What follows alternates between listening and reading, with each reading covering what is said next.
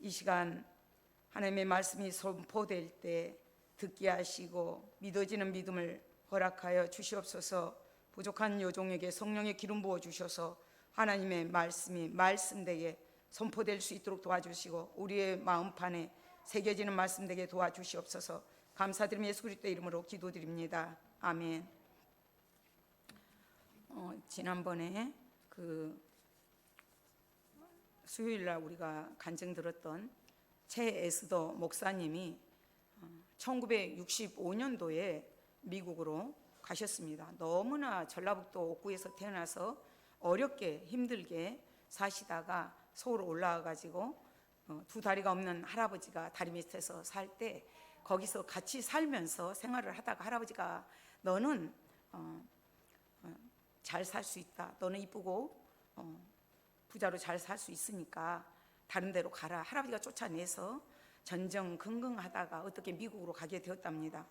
그래서 그분이 40년 만에 CBS에 나와서 간증을 하면서 첫 마디가 대한민국을 한 번도 40년 동안 잊은 적이 없습니다. 그 고백을 하더라고요.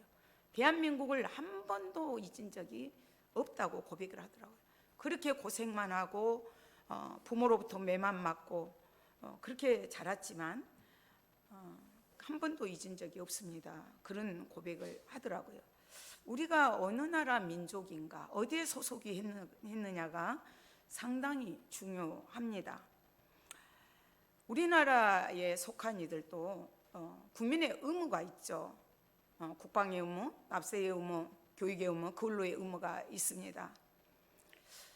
하나님의 소유된 백성, 하나님의 소유된 민족도 하나님께서 원하시는 그런 것들이, 어떤 의무적인 것들이, 어떤 사명감들이, 가치관들이 있습니다. 출애굽기 3장에 보면 모세가 광야에서 양을 칠 때 하나님께서 떨기나무 가운데서 부르십니다. 모세야 모세야 내가 여기 있나이다 했을 때 그 발에서 신을 벗으라 하시면서 하나님께서 모세에게 사명을 주시죠. 바로에게 가라고 명령하십니다. 그래서 모세가 나는 입이 둔합니다, 뻣뻣합니다 계속적으로 변명을 합니다. 그랬을 때 하나님께서 가라고 말씀하셔서 바로에게 가서 이렇게 말을 하라는 거죠. 하나님이 내가 반드시 너와 함께 있으리라 하시면서 내가 그 백성을 애굽에서 인도하여 낸 후에 이 산에서 하나님을 섬기리니 이것이 내가 너를 보낸 증거니라. 지금 너가 양치고 있는 이곳에서 하나님을 만난 이곳으로 너가 애굽으로 가서 이스라엘 백성들을 구원해서 이곳에 와서 예배 드리게 할 것이다. 그렇게 말씀을 하십니다.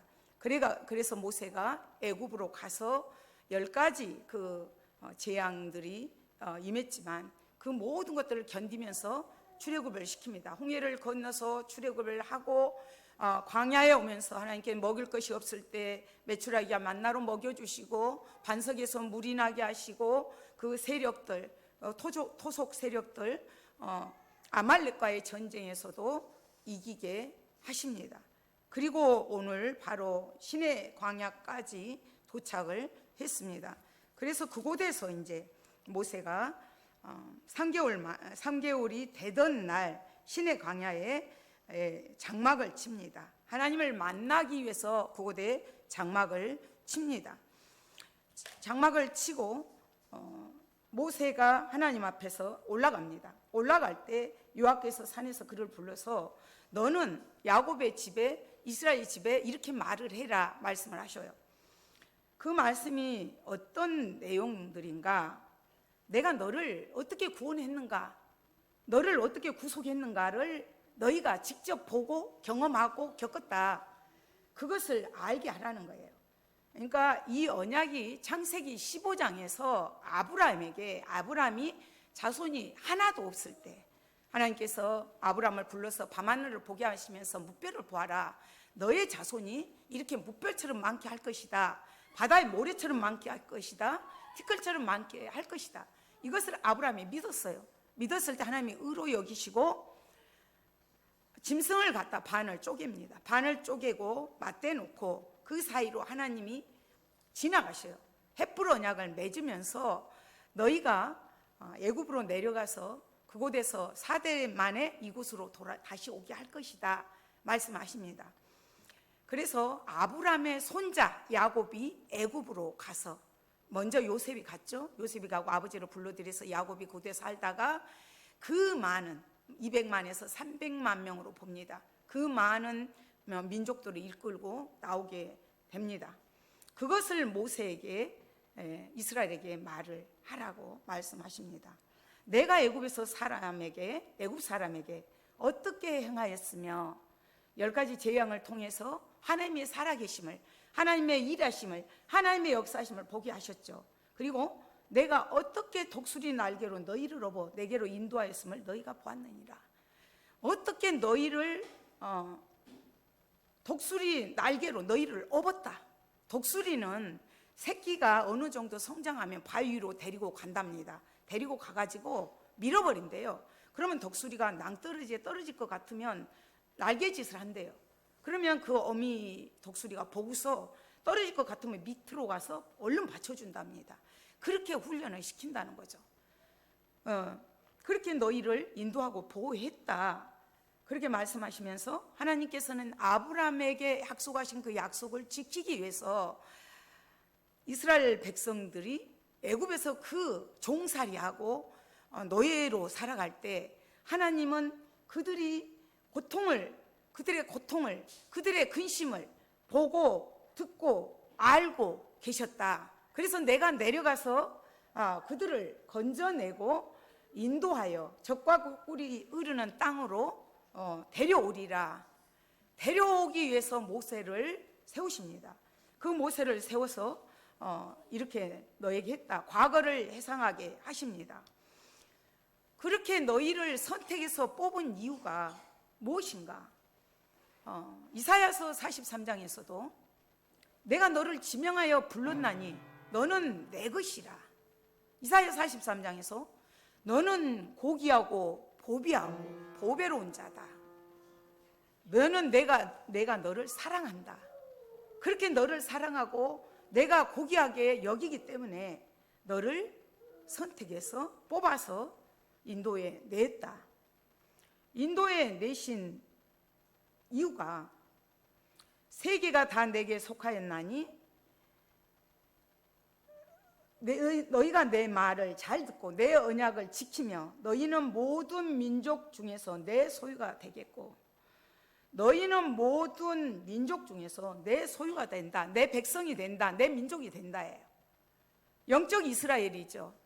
물론 교회를 말합니다. 그렇지만 개개인 예수님을 믿는 우리 개개인이 영적 이스라엘인 거죠.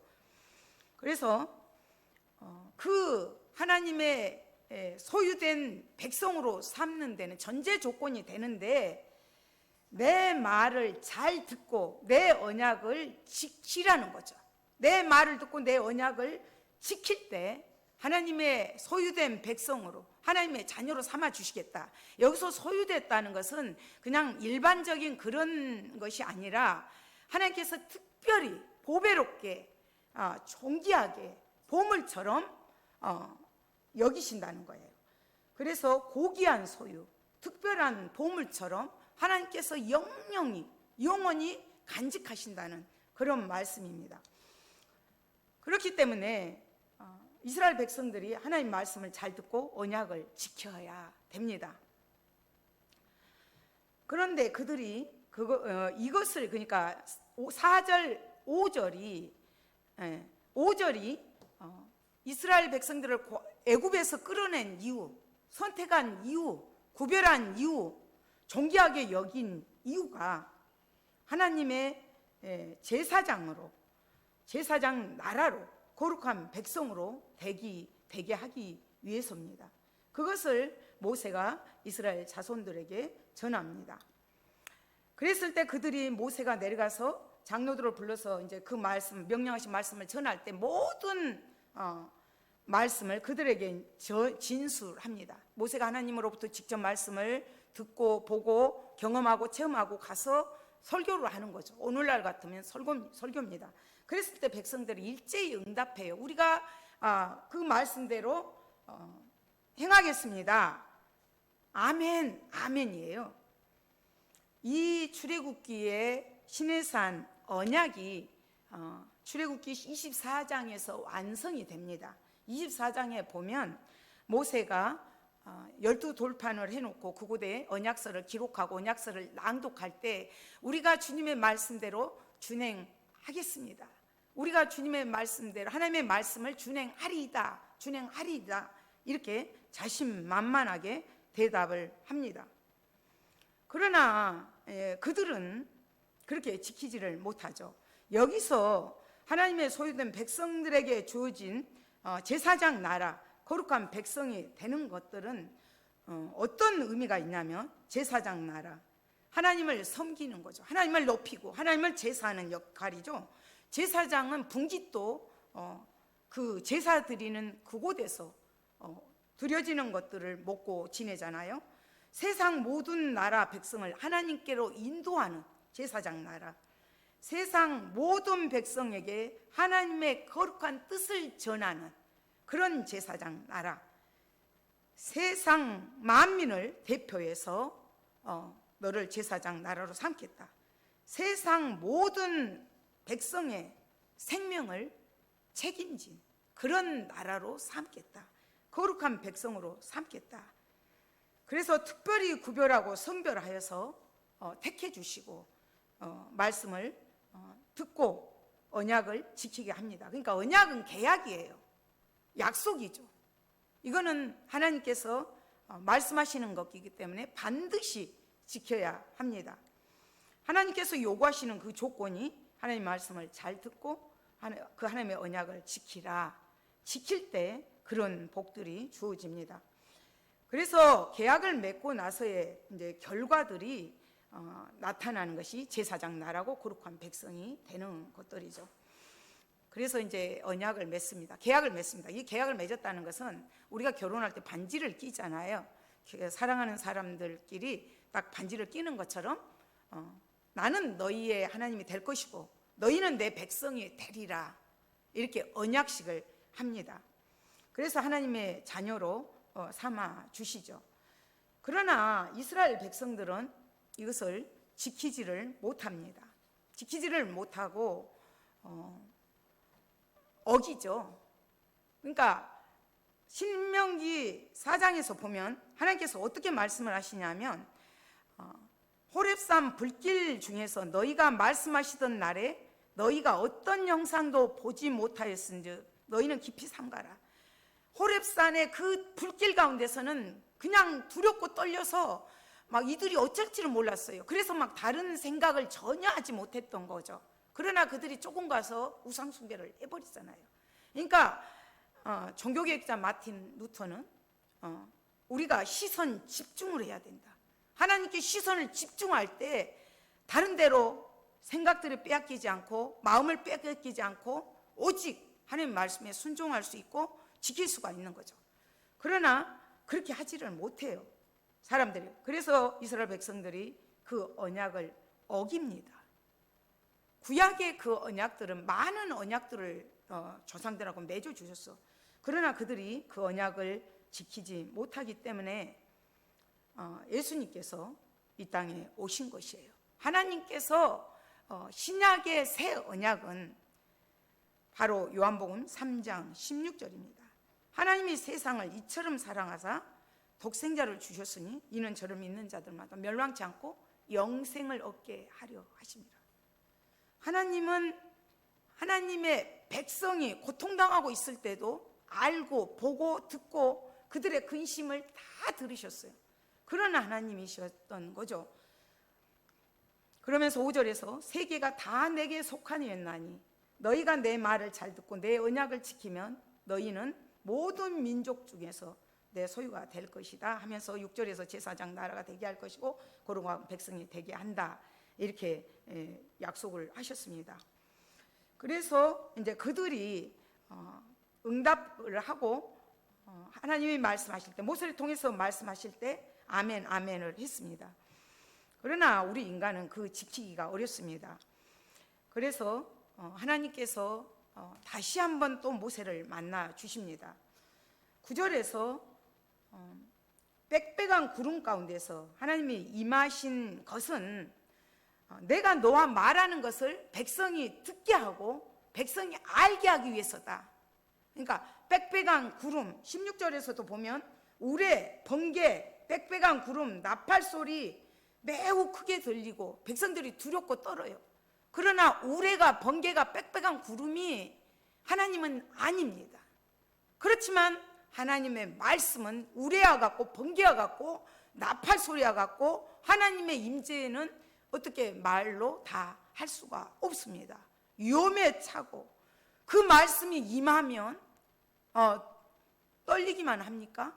승리의 역사가, 치료의 역사가, 회복의 역사가 임하는 것이죠. 그러나 그 말씀을 받기 전에 하나님께서 너는 내 백성이야, 언약 백성으로 딱 계약을 맺으시고 나서 어떻게 살아야 될 것인가, 지침서, 삶의 지침서, 삶의 마음가짐을 어떻게 가질 것들을 먼저 말씀을 하십니다.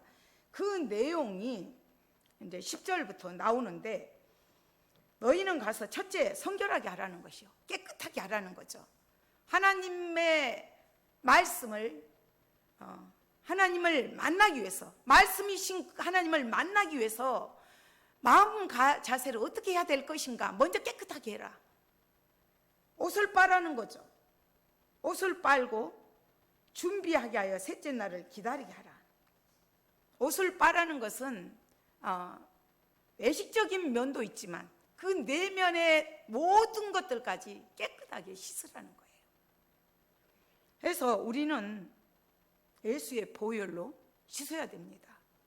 저번에 스펄전은 아침마다 찬양의 욕조에서 세수하라 했던 것처럼 우리가 주님 앞에 나올 때마다 주님의 보혈을 의지해서 나아가야 됩니다. 씻어야 됩니다. 회개해야 됩니다. 깨끗하지 않고 회개하지 않고 주님 만날 수 없습니다. 두 번째는 경계를 정하라는 거예요. 경계를 딱 정하래요. 어떤 철조망을 쳐서 경계를 한 것이 아니라, 담을 싸서 경계를 정한 것이 아니라, 하나님은 그 경계를 넘어서면 죽음입니다. 동물이든 사람이든 그 경계를 넘어서면 죽음이죠. 그러나 예수님은 우리를 위해서 대속의 제물이 되셨습니다. 그래서 그 예수님의 대속의 죽음으로 인하여서 그 경계가 무너졌죠. 해제됐죠. 그래서 우리는 담대히 하나님의 앞에 나아갈 수가 있죠. 그 세 번째는 여인을 가까이 하지 말라는 거예요. 15절에서 셋째 날을 기다리고 여인을 가까이 하지 말라. 그것은 여인이 가까이 하지 말라는 말씀은 어떤 내용이냐면 어떤 그 향락, 쾌락을 즐기지 말라는 거예요.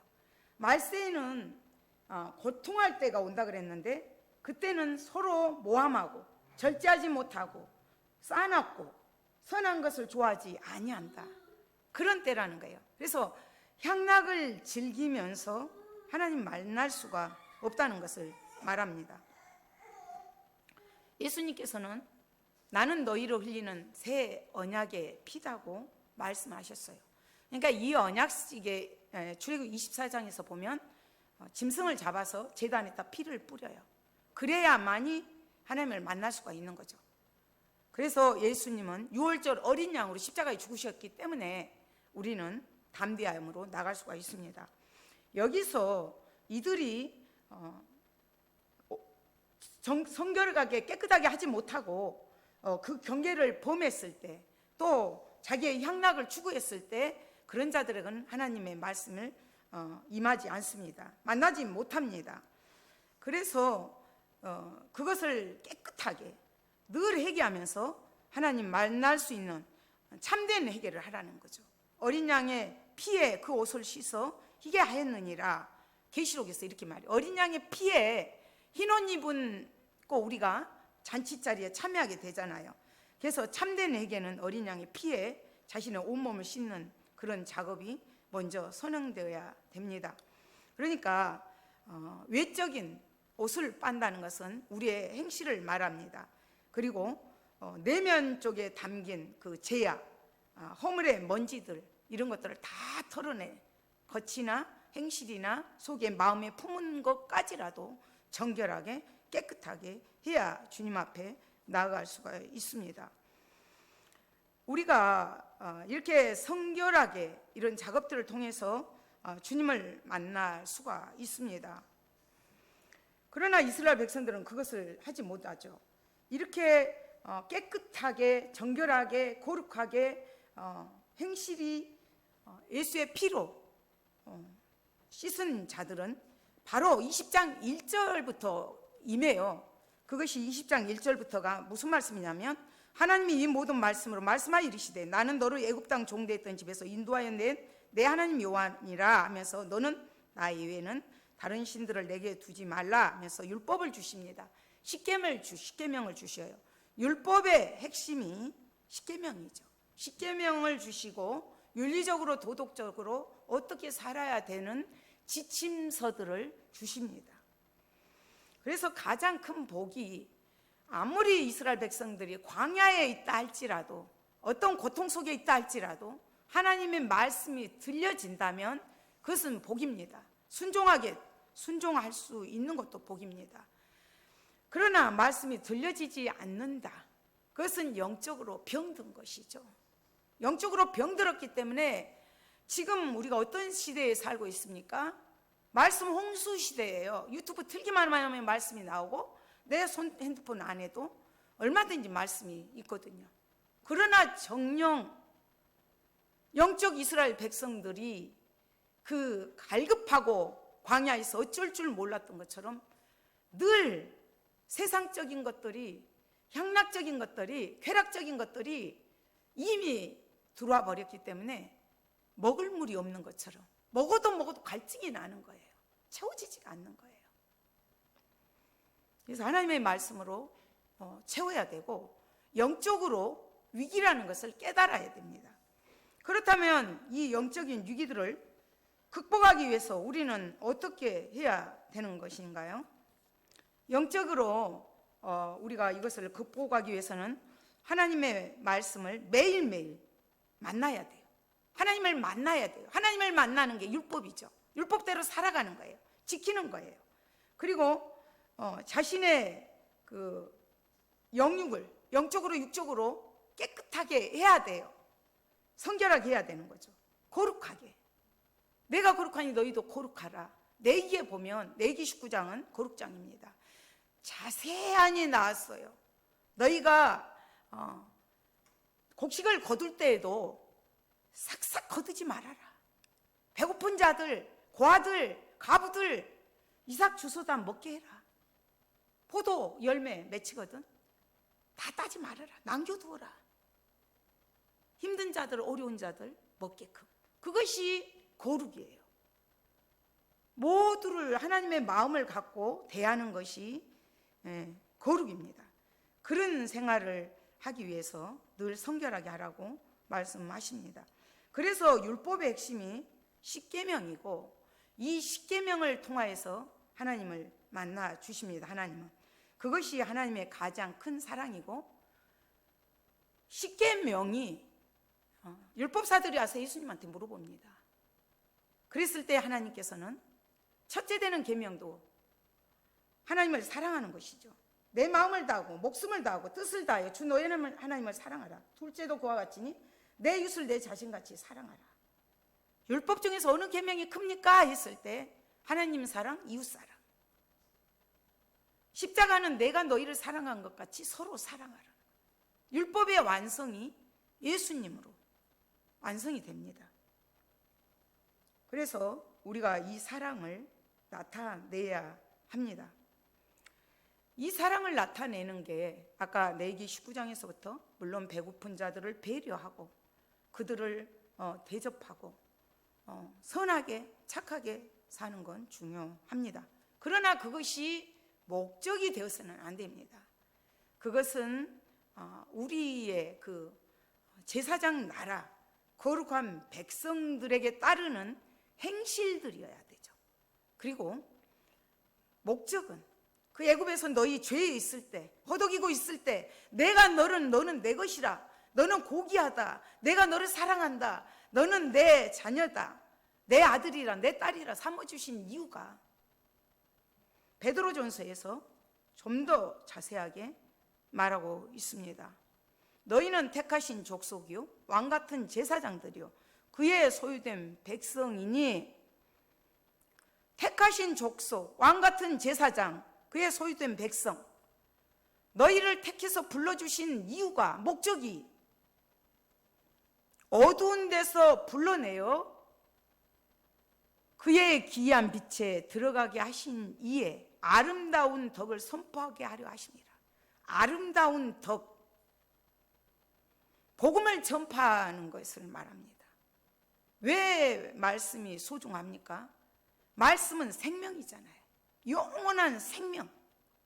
그래서 하나님의 덕을, 복음을 선포하는 것이 목적이 되어야 합니다. 저는 개인적으로, 물론 여기서도 가장 큰 사랑이 십자가의 사랑입니다. 이것을 전해야 됩니다. 나타내야 됩니다. 전도가 얼마나 소중한가. 우리 목사님 지금 시골 가셨지만 전도가 정말로 소중합니다. 내 부모님을 정말 사랑한다, 내 형제를 정말 사랑한다, 복음의 덕을 나만 믿고 있을 수 없죠. 내가 만난 예수를, 내 안에 보배 되신 그 주님을 간직했다면 전해야죠. 그래서 신명기에서도 보면 이렇게 말씀합니다. 하나님의 말씀을 들려주신 목적이, 내가 그들에게 내 말을 들려주어 그들이 세상에 사는 날 동안 나를 경외함을 배우게 하며 그 자녀에게 가르치게 하리라. 말씀이신 그분 찾아오셨잖아요. 육신을 입고 오셔서 십자가에 죽으셨잖아요. 그렇게까지 하신 이유가 이 땅에 사는 동안에, 광야 같은 이 세상에 살아가는 것은 기쁨도 참 안식도 없습니다. 저희가 여기 양재복지관 앞에, 노인복지관 앞에 가서 복음을 전할 때마다 어르신들이 그래요. 복 받으세요. 복 받을 겁니다. 그럽니다. 그러면 저희가, 목사님도, 저희는 이미 복 받았습니다. 복하지만 하나님의 자녀로, 하나님의 소유된 백성이 된다는 것은, 우리가 이 나라 대통령의 자녀만 되어도 얼마나 다릅니까? 그러나 하나님이 정말로 우리 아버지, 하나님께 속한 우리라면 얼마나 그 권세가, 그 능력이 대단합니까? 그런 자들입니다. 그래서 우리는 늘 하나님의 말씀을 소유하고 듣고 살면서 그것을 전하는 우리들이 되어야 합니다. 다윗은 그 왕이고 임금이지만 그가 원하는 한 가지가 있어요. 그것이 무엇인가? 시편 27편에서 내가 여호와께 바라는 일, 그것을 구하리니 곧 내가 내 평생에 여호와 집에 살면서 여호와의 아름다움을 바라보며 그의 성전에서 사모하는 것이라. 다윗이 원하는 한 가지, 주님 얼굴 보기 원합니다. 주님 원합니다. 주님을 구합니다. 그 왕이지만 그는 주님을 만나는 것을 최고의 행복으로, 최고의 복으로 여겼습니다. 우리가 왕같은 제사장의 그런 사명을 받은 자들입니다. 그 사명을 우리가 감당을 해야 되겠죠. 그래서 먼저는 우리 자신이 구원의 말씀대로 살아야 됩니다. 십자가에서 보여주신 그 사랑을 우리가 첫째는 충실히 감당해야 되고 말씀대로 살아야 되겠죠. 그리고 반드시 그 구원의 말씀을 세계 만방의 모든 자들에게 전해야 합니다. 이것이 바로 구원의 도를 먼저 받은 우리들이 해야 될 사명입니다. 하나님이 우리를 불러주신 목적이 바로 거기에 있습니다. 믿는 자들은 두 개의 강을 건너야 된다 합니다. 전번에 제가 말씀드릴 때 하나님께서는 하나님을 아는 방법을 두 가지를 주셨다 그랬죠. 그래서 자연의 법칙과 영적인 법칙, 자연 계시를 통하여서 모든 만물들을 믿는 자나 믿지 않는 자들나 보면서 하나님의 살아계심을 알게 하셨다 그랬죠. 그래서 그것을 하나님 앞에 섰을 때 내가 하나님을 알지 못합니다 핑계하지 못하도록, 변명하지 못하도록 모든 만물을 보여주시면서 하나님을 알게 하셨다. 두 번째는 하나님의 말씀을 통하여서 영적 계시, 믿음으로만 볼 수 있는 그런 계시를 주셨다고 말씀을 드렸습니다. 믿음의 성도들이 건너야 되는 강이 두 가지입니다. 홍해를 건넙니다. 홍해를 건너고, 홍해는 구원의 강입니다. 구원받은 자가 요단을 건너야 됩니다. 여기는 성결의 강입니다. 깨끗해야 됩니다. 거룩한 강입니다. 그랬을 때 천국을 소유할 수가 있습니다. 마음이 깨끗한 자, 심령이 가난한 자는 하나님을 볼 것이라 그랬거든요. 그랬을 때 천국을, 가나안, 영적 가나안의 복들을 누립니다. 물론 우리가 죽음 위에 건너가야 될 강이지만 이미 예수 그리스도를 마음속에 영접했을 때, 모셔 드렸을 때에 우리는 구원의 강을 건너고 요단을 건너갈 때, 거룩한 그 강을 건널 때 그 영적 가나안에 젖과 꿀이 흐르는 그 넘치는 복들을 받아 누릴 수가 있습니다. 우리는 바로 이런 자들입니다. 우리는 바로 하나님께서 애굽에서 건져내신 목적도, 이유도 제사장 나라로서 거룩한 백성으로서 살아갈 수 있도록 하나님의 소유된 고귀한 특별한 보물과 같은 존재들이기 때문에 이런 사명을 맡겨주셨습니다. 이 사명감을 가지고 우리는 세상 속에 나가서 강하고 담대하게 기도하면서 승리로 나아가는 우리 모두가 되시기를 소망합니다. 잠깐 기도하겠습니다. 하나님 아버지 감사합니다. 이 시간에도 말씀을 통하여서 우리가 참으로 하나님의 소유된 백성으로 이 땅에 살아가면서 택하신 족속이요 왕같은 제사장들이요 그의 소유된 백성으로 하나님의 아름다운 덕을 선포하게 하기 위해서 먼저 구원의 은혜를 주셨습니다. 주님, 그 은혜를 감사하면서 감격하면서 오직 예수, 오직 은혜만을, 십자가의 사랑만을 전하고 증거하는 저희들 되게 도와주시옵소서. 감사드리며 예수 그리스도의 이름으로 기도드립니다. 아멘.